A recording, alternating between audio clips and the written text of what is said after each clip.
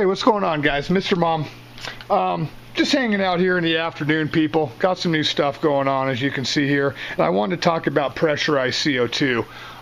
You know, for your Planet aquarium, obviously. I mean, you're not going to use it for your reef. That would be obnoxious. The reef, by the way, guys. The reef's looking boss, people. Look at the clown. Look at the clown, baby. Look at that guy. And yeah, the pygmy angel, he's up there in the corner. But trust me, guys, trust me when I tell you that everything's doing good.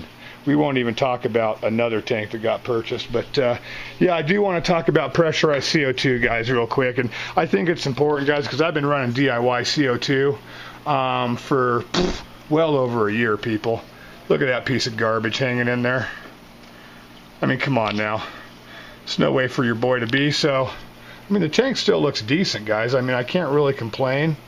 But it's just really too hard to be consistent, guys. Too hard to be consistent. And I'm sorry about the glare right there. It's pathetic. But too hard to be consistent. So I just want to talk about the basics, guys, of the pressurized CO2. And for those of you who may not know or who may be wondering what you need to run on the pressurized CO2, guys, here we go. It's pretty basic. First off, you got the regulator.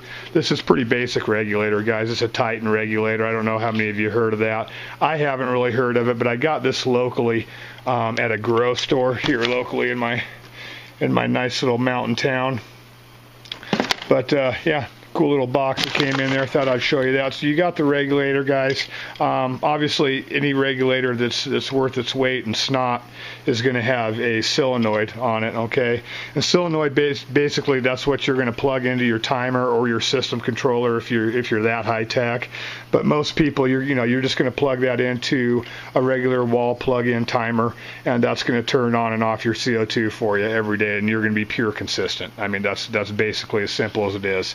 You're looking for consistency, guys, this is the way to go. So basically how I do this, my controls, I want it to turn on an hour before my lighting comes on and then turn off an hour before my lighting goes off. So pretty basic setup, guys. So you got the solenoid. That's what's going to cost you a fair chunk of money is for the solenoid. A decent solenoid is going to run you probably at least $100. I've seen some that are cheaper, but just remember, guys, that you get what you pay for. So, you're probably looking at least 100, 110, 15 bucks for a decent solenoid, guys, and regulator and solenoid, sorry. And then, CO2 bottle. This is a 2.5 gallon tank or 2.5 pound tank, whatever. It's a 2.5. This is going to run both of these fish tanks here. I'm guessing for minimum 6 months, probably upwards of 8 months. I'm going to run them both. I'm just going to T-valve off of here and then run CO2 in both of these tanks. I'm going to be taking the DIY system and throwing it straight in the garbage. I can promise you that. So. But yeah, you'll have your bottle. The bottle is going to cost you a little bit of money too, guys. This is a brand new bottle. This ran me filled up and with the bottle, it ran me about 60 bucks.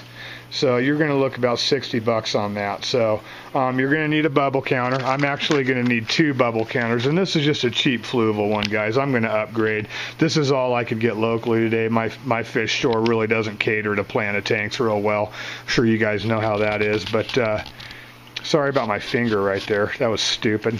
But yeah, anyway, you're going to need a bubble counter because you want to know what, how many bubbles a second. It's a good way to read what you're putting into your tank. I usually want to probably run about a bubble and a half a second. It was what I'm going to go for. So yeah, the fluval bubble counter, it works. Probably not the best in the world, but I'm going to run it just until I get a better one. And then a diffuser. This is actually just a refill cartridge, but ceramic diffuser, fluval, again, makes a decent ceramic diffuser, guys. It's not the best in the world, but it's decent. And I'm going to upgrade to a diffuser too, but again, I've got a couple of these laying around, so I'm just going to run that at the beginning.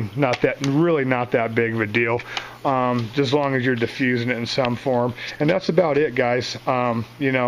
For this whole setup, you're in it for, under 200 bucks, 150, 160 bucks. I got some airline tubing there that's rated for CO2. And then this tubing here is special. It's got a bunch of like laser drilled holes in it, the guy at the grow store said, and it's made for hydroponic CO2 dosing. And I think from the way he was explaining it, I think it's going to work just as well in my application. So yeah, I mean, look how big it is, guys. I mean, it fills the whole screen. Come on now. But yeah, I'm going to try this because in theory, you can lay it out across the whole bottom of the back of your tank, and it'll evenly diffuse the CO2 across the whole, length of your tank. So I'm going to try that probably on the 33. I'm going to run old school diffuser like in the back of the middle here. On this bad boy on the 40, and then we're just going to see how it rolls. If this stuff is awesome and I think it diffuses, in a triumphant way, then this is what we're going to roll, people. So if you have any questions, guys, let me know. I'll be bringing you more videos on the pressurized CO2 now that we're going to be rolling that, and just to see how it goes. So it's running a little long. I want to cut it off, guys, but I did want to bring you some info.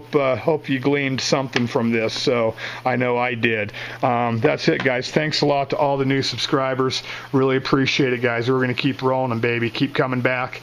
And that's it, guys. J Flesh Tanks, Mr. Mom Tanks. Love your tanks, guys. Peace.